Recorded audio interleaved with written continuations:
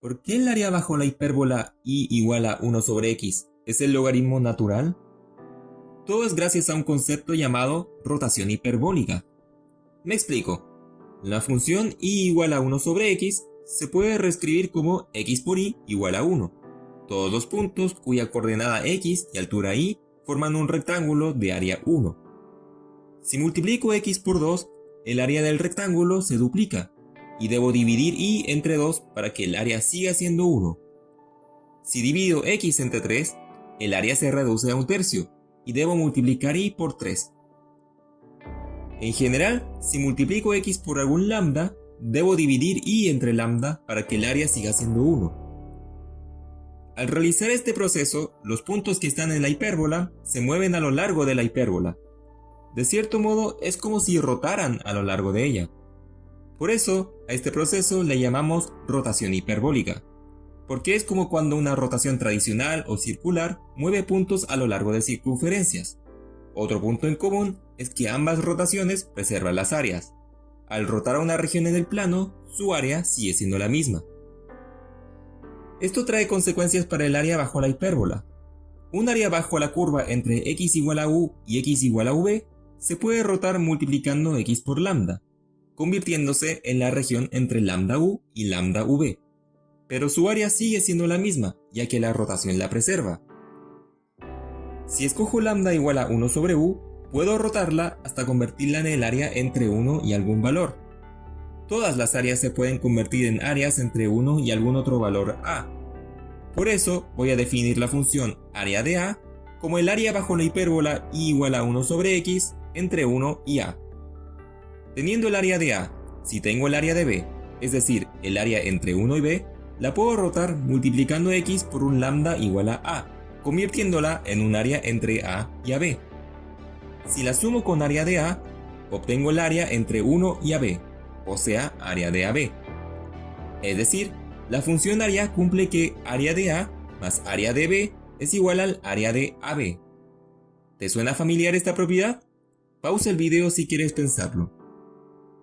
Esta resulta ser la propiedad fundamental de los logaritmos.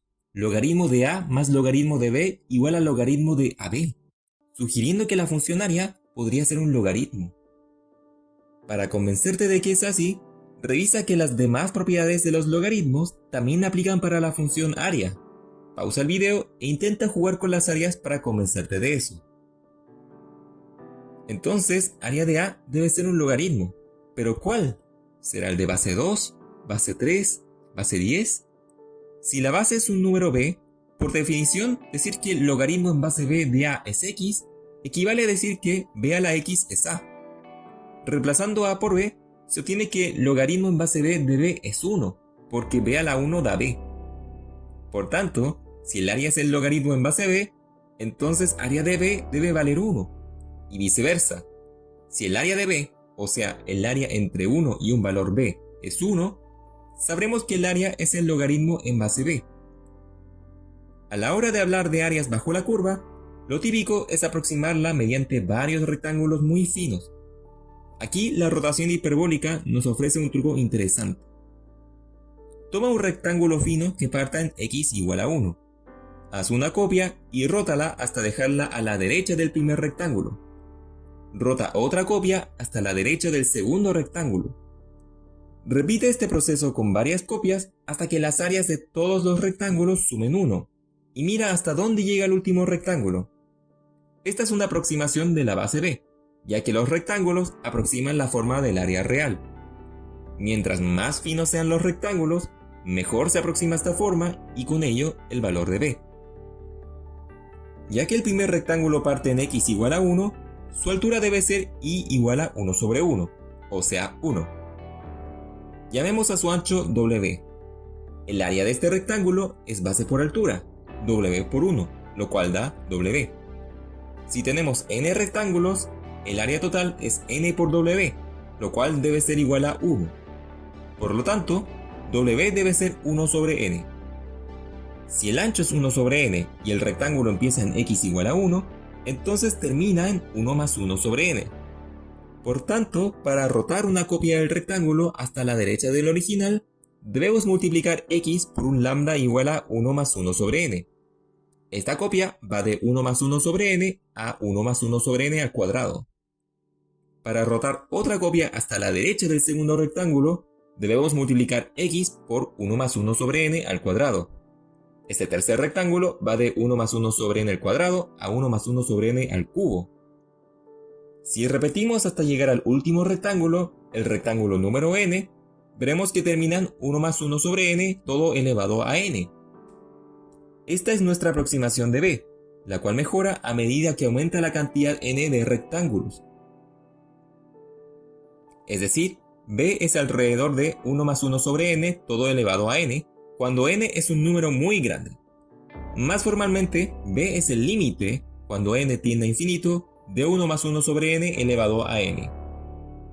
Para aproximar este número, saca una calculadora. Elige un número grande como n igual a 1.000.000 y calcula 1 más 1 sobre 1.000.000 elevado a 1.000.000. Vas a obtener un valor alrededor de 2,71828. Esta es una constante muy importante, denotada como e. ¿Por qué es tan importante? Para explicarlo hay que analizar el caso cuando el área de A es no 1, sino cualquier valor x. ¿Cuánto tiene que valer A? Por un lado, si el área es el logaritmo en base e, entonces como dijimos antes, A es e a la x por definición. Por otro lado, para encontrar A, podemos hacer lo mismo de antes con los rectángulos, pero ahora sus áreas, en vez de sumar 1, suman x. Entonces, el ancho del primer rectángulo debe ser x sobre n. Después de hacer el mismo proceso de rotar copias para rellenar el área bajo la curva, el último rectángulo termina en 1 más x sobre n a la n. Juntando ambas afirmaciones, nos da que e a la x debe ser el límite, cuando n tiende a infinito, de 1 más x sobre n elevado a n. Y aquí se encuentra una de las razones de por qué importa el número e. Vemos cómo una operación compleja como la exponenciación se reduce a operaciones elementales como sumas y productos, lo cual permite definir potencias con exponentes x reales o incluso complejos. Y el número e se encuentra en el escenario principal. ¿Y qué hay de otras exponenciales como 2 a la x? Pues ya que la exponencial y el logaritmo son funciones inversas, ocurre que e elevado al logaritmo en base de 2 da 2.